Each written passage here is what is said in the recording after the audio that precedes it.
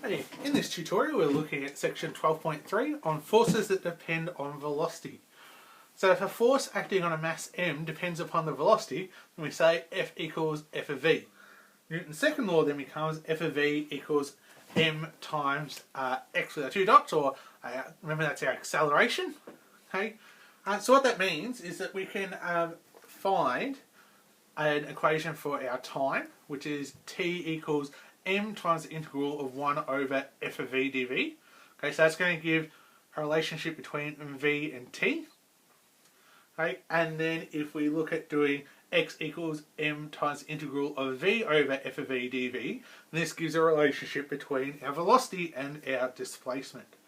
Okay, so we've got some general cases that we talk about. So that's our drag force is proportional to some power of velocity.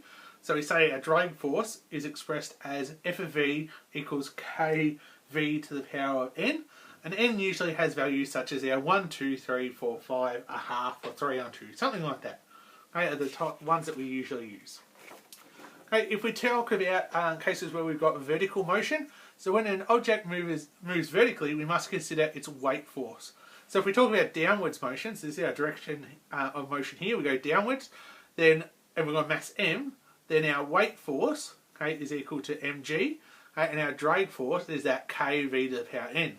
That means that our mass times our acceleration is equal to our mg minus kv to the power n.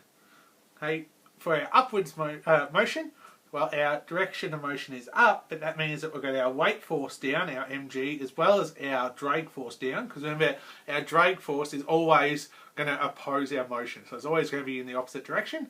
That's again our k times v to the power n, and we get our mass times the acceleration equals negative mg take kv to the power n, or negative outside of mg plus kv to the n. Okay, our terminal velocity, which is mainly to do with our downward motion, is when our acceleration is equal to 0. So that means that this part here is going to equal 0. So we can say, well, our mg minus our kvt to the power n equals 0, where vt is our terminal velocity. So we could rearrange this, okay, and solve for vt to find our terminal velocity. Okay. So we'll start having a bit of a look at some of our worked examples we have for this section. So a body of mass 5 kilograms, so we'll say m equals 5, okay, in a straight line is opposed by a force of 10 outside of v plus 3 newtons, okay, where v is in velocity, v is the velocity in meters per second. So we've got an equation now, 10 outside of v plus 3. Okay, initially the body is moving at 3 meters a second, so when t equals 0, v equals 3, okay, and is at the origin. So when t equals 0, x equals 0. Show that the displacement x at time t is given by x equals 3 outside of 1 minus t minus e to the negative 2t. And that's what we've got to show. Okay, so we really say, okay, our mx, right, is equal to our negative f of v, okay, and we know our m is our 5, okay, now f of v, that's our equation here, okay, so that means, okay, that our 5 times our acceleration is equal to negative 10 outside of v plus 3, okay, because remember this equation here, okay, this is for our drag force, okay, because we're saying that we're opposed by a force equal to 10 outside of v plus 3. So that's our drag force, hence why we've got to take it away. Okay, so that means that our acceleration, well, remember that's equal to our dv dt, okay, is going to equal minus 2 outside of v plus 3. That's just divided by our 5. Okay, so that means that our dt dv, well, that's going to equal negative 1 over our 2v plus 3. Okay, that means that we can rearrange this a bit and say that we multiply by our 2, or we can just wait for a moment on this, because what we can say then is our t is equal to our integral of this, minus 1 over 2 times v plus 3, okay, dv. Okay, so what we do is we bring out the negative a half, okay, and then times it across, so we can get minus 2t equals our integral of 1 over v plus 3 dv. So our minus 2t is going to equal our log to the base e of the modulus of v plus 3, okay, plus c1. Okay, well, we know when t equals 0, v equals 3. Okay, so 0, okay, is going to be equal to log to the base e of the modulus. Well, initial velocity is 3. Okay, so what we get then is our 3 plus 3, or is our 6 equals, plus our c1. Okay, so our c1 is going to equal negative log to the base e of 6. Okay, so that means then that we've got minus 2t, okay, is equal to our log to the base e of our modulus of v plus 3, okay, minus our log to the base e of 6, which means we make it minus 2t equals log to the base e of the modulus of v plus 3 over 6. Okay, so we really don't need our modulus signs here because we know our velocity is always going to be positive, okay, in this case. Okay, so what we can then say is we can use our loopy method to say e to the negative 2t is equal to our v plus 3 on 6. Okay, so that means our v plus 3 equals our 6 outside of our 6 times e to the negative 2t. Okay, so v is equal to 6e to the negative 2t, okay, minus 3. Okay, and don't forget our v equals our dx dt.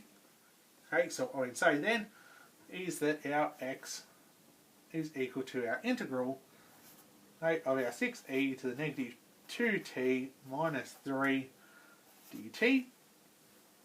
Okay, which when we integrate that, we're going to get minus 3e to the minus 2t minus 3t plus c2. Okay, but don't forget, initially we know that we're at the origin, so when t equals 0, x equals 0. Okay, so we've got 0 equals minus 3e to the 0, plus c2 to be. Okay, e to the 0 is 1. Okay, therefore c2 is going to equal positive 3, because that'll be negative 3, chuck on the outside, make it positive. Okay, so that means that we get x equals our minus 3e to the negative 2t. Okay, take 3t plus 3. Okay, well, we can simply bring our 3 out the front. Okay, then we've got our 1 left over, minus our t, okay, minus our e to the negative 2t, okay, which is what we were trying to find in the first place. So we've been able to show that. Okay, so we'll keep moving on with some of our other worked examples. So we'll have a look at worked example 6. Right, a car is moving along a straight road at velocity of u meters per second. Okay, so I'm going at u meters per second. When the driver brakes, the braking force in newtons is proportional to the fourth power of the velocity. Okay, so our braking force, okay, our F of V, going to equal kV to the 4. Okay, because we're going to be proportional to the fourth power of the velocity. Where V is the velocity in meters per second after the driver applies the brakes. After a time t seconds, the velocity of the car has been reduced to a half u. So when t equals t, okay, v equals a half u. Okay, and in the time the car has travelled a distance of d meters. When t equals t, okay, x equals d. Okay, show that d on t equals 9u on 14. Okay, is what we need to do. Okay, so what we're doing, okay, is again, like we have been doing, is saying, well, our mass times our acceleration, okay, is equal to our force, okay, but we're slowing down, so it needs to be minus kv to the 4. Okay. So that means that we're going to say, okay, that that's equal to negative kv to the 4 on m. Okay, now what we're going to do, okay, is we've got k on m is just a constant. Okay, so what we're going to say is, let this time, for whatever reason, they say lambda equal k on m.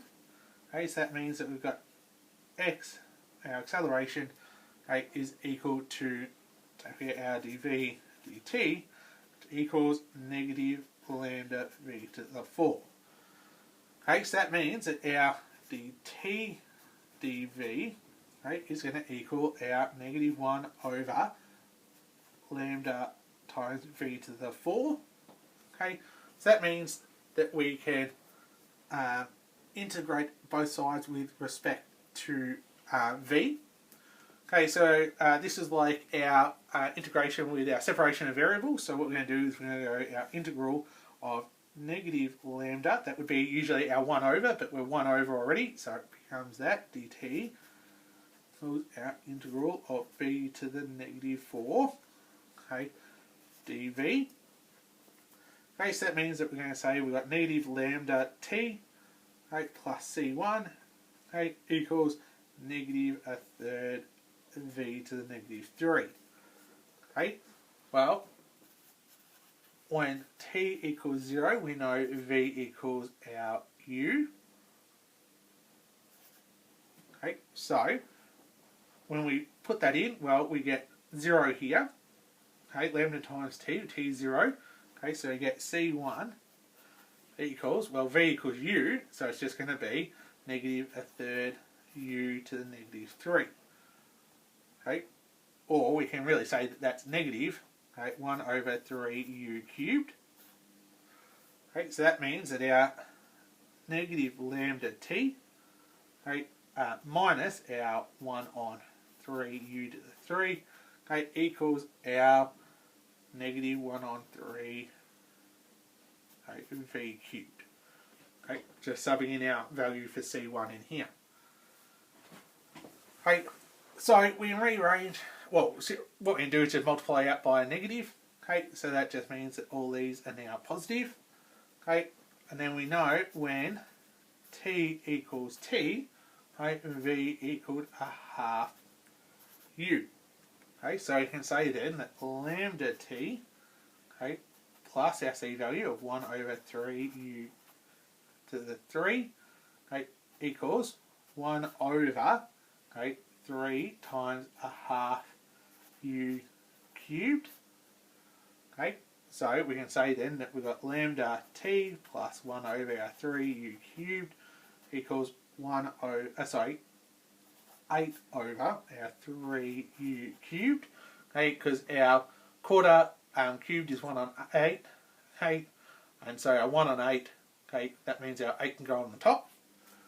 Okay, so we can rearrange, say, well, lambda t equals our 8 on 3u cubed minus 1 on 3u cubed, okay, which means we can just say, well, lambda t equals 7 on 3u cubed. Okay, so lambda is equal to 7 over 3tu cubed. Okay, so we're getting there. Okay, we need to use our relationship now. Okay, that our acceleration, okay, is equal to v dv dx, okay, which is going to equal our negative lambda v to the 4.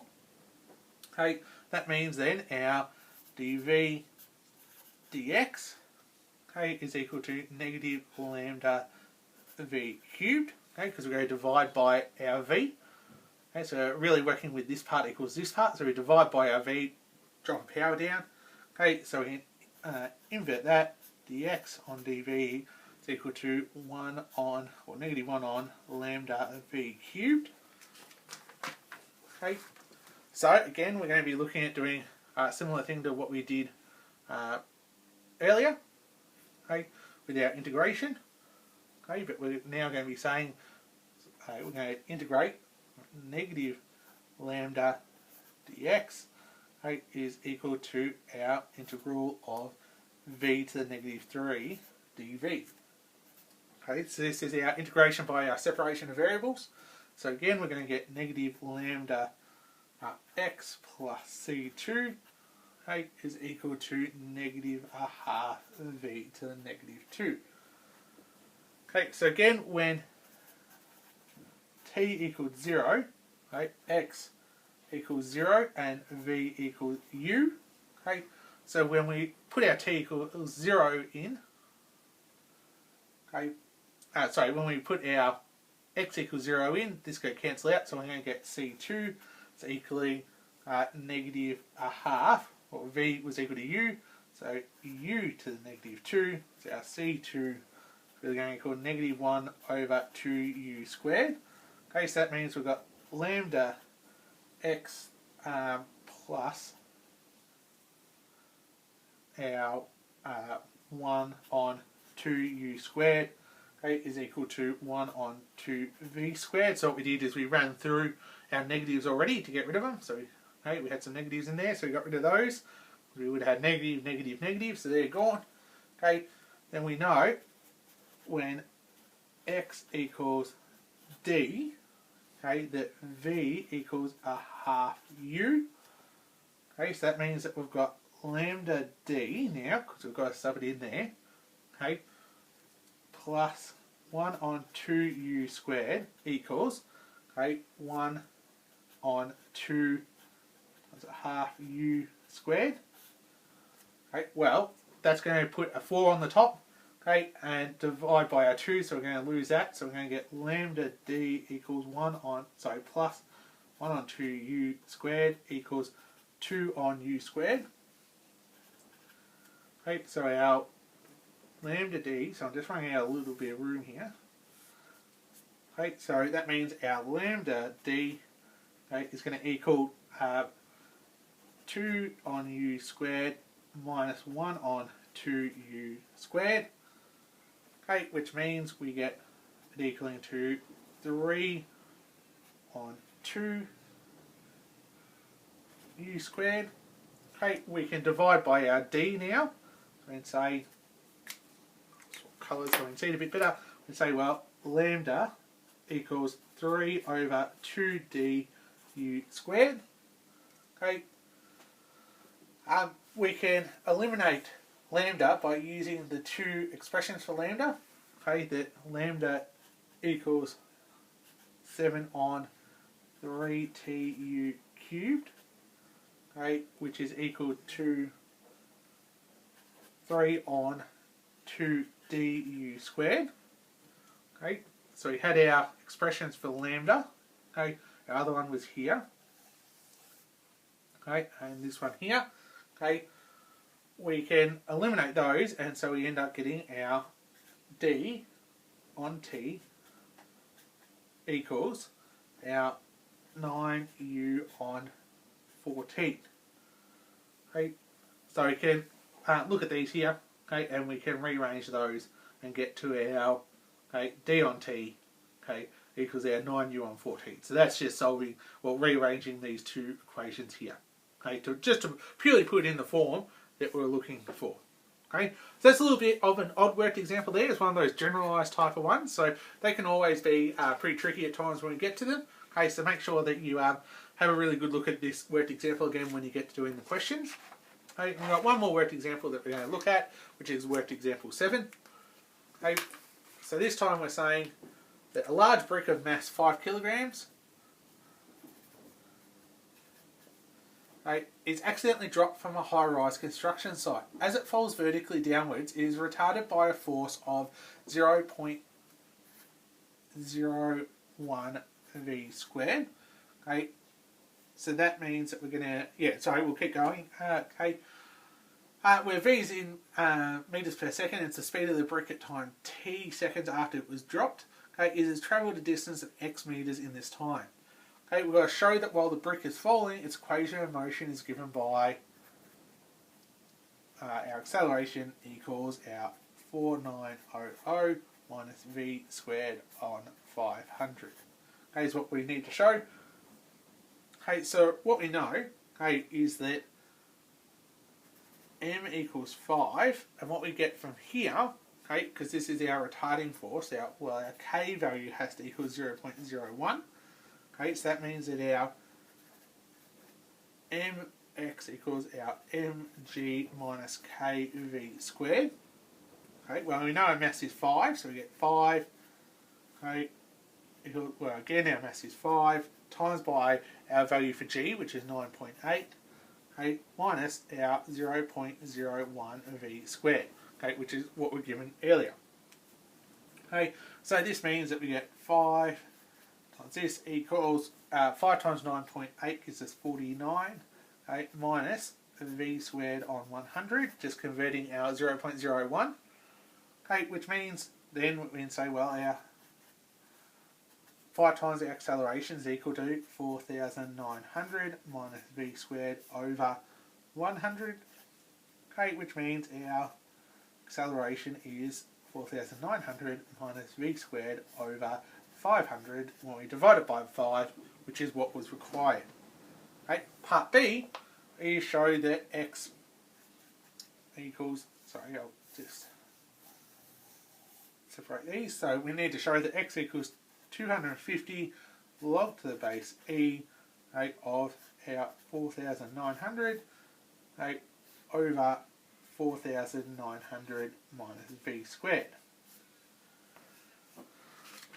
Okay, so we need to remember that our acceleration is equal to v times dv dx, okay, which equals our 4,900 minus v squared over 500, which is what we saw earlier.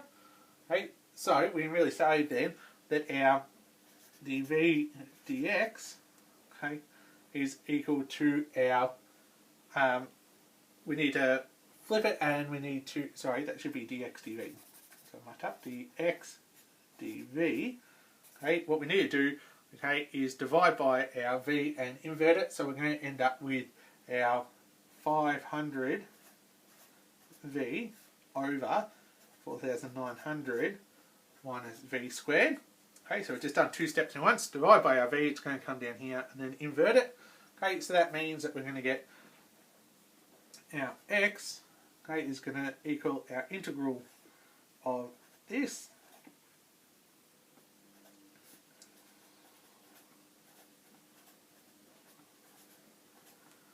Okay, so we're going to come back up here now. Okay, we're bringing our 500 out. Okay, and it's a little bit of an odd step that we're doing here. Okay, but we need to do it. Okay, so what we're going to do is bring out our 500 for a start. Right, and we're integrating then our v over our 4,900 minus v squared dv. Okay, but remember, to integrate this, we really need the top line to be the derivative of what's down here, okay, which would be minus 2v. So if we multiply the top by minus 2, okay, then what we've got to do is bring minus 2, like divide by minus 2 out here. So we can say 500 over minus 2 times the integral of minus 2v.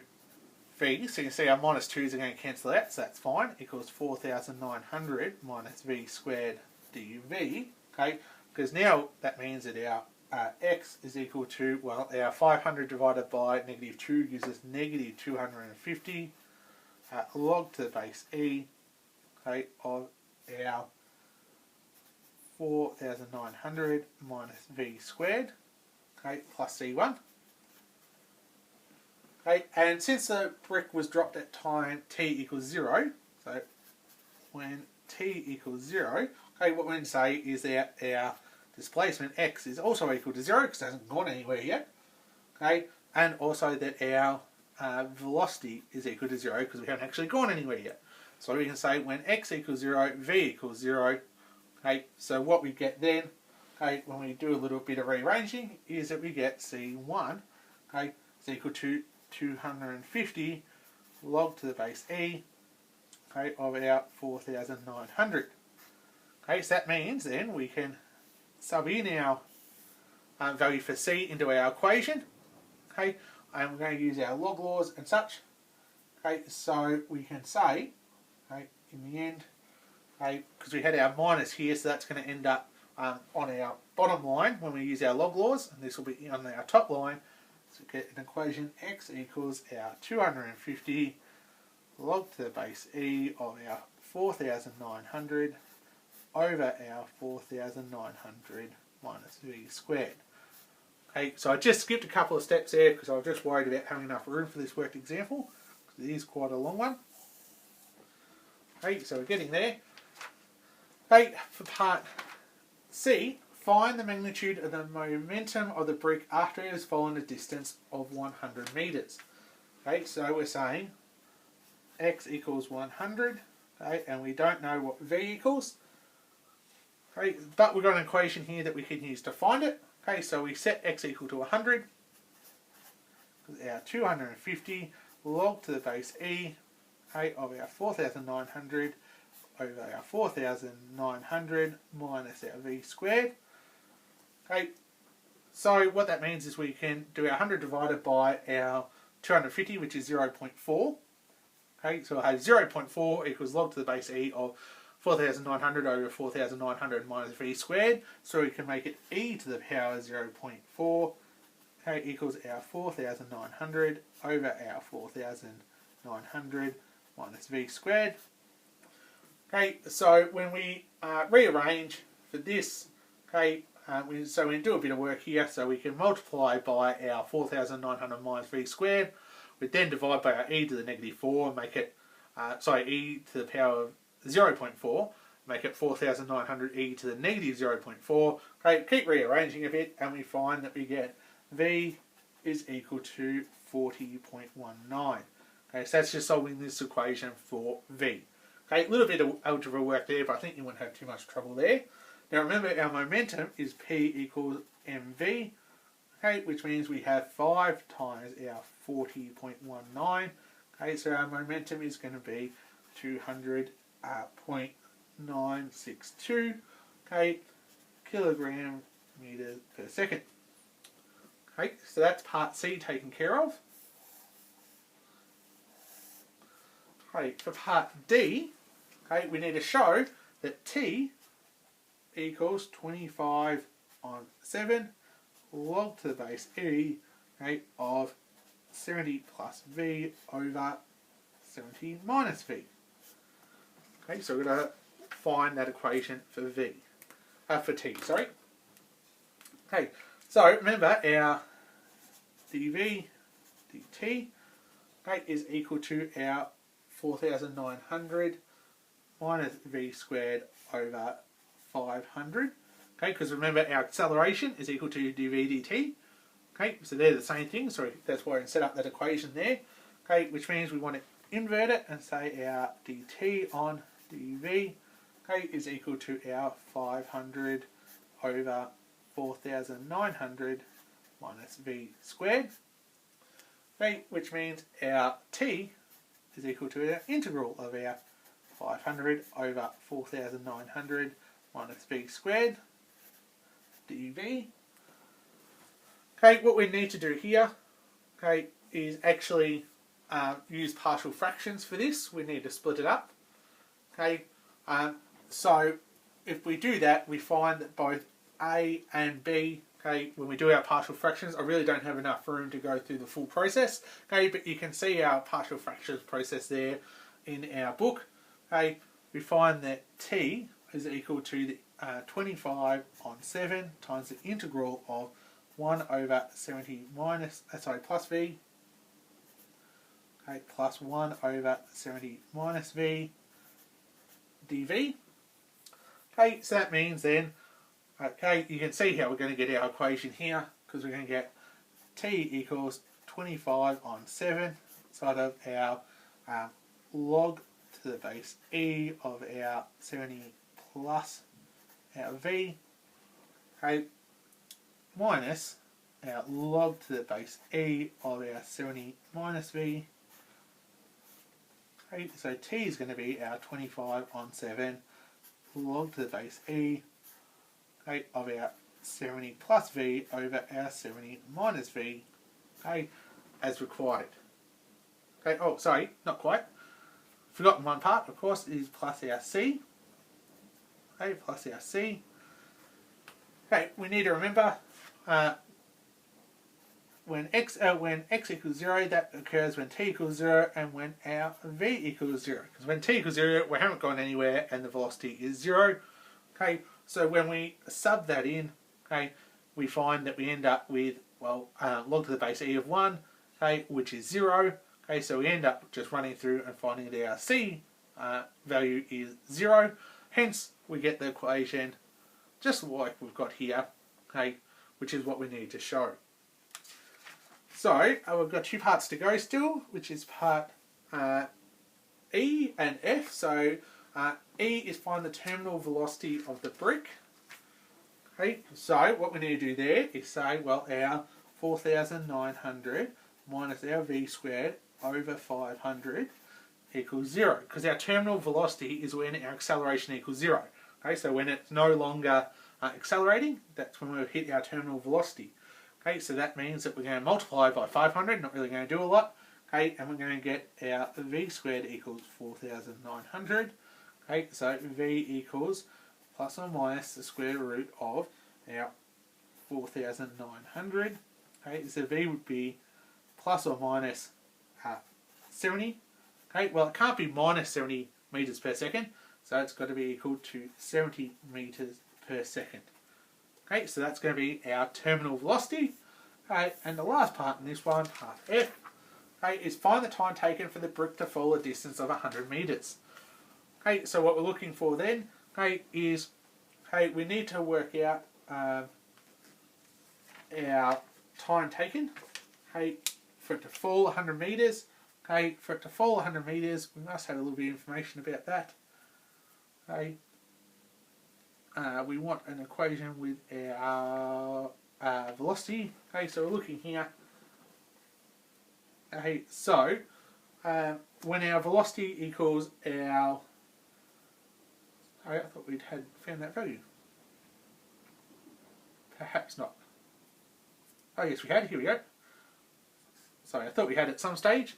Okay, so that was find the magnitude of the momentum of the brick after it has fallen a distance of 100 meters. Okay, well, we know our velocity at that time is equal to our 40.19. Okay, so for the time taken, okay, what we can do is use that value for our velocity in our equation here. So we're going to say t equals 25 on 7 log to the base e of our 70 plus our 40.19 over our 70 minus 40.19.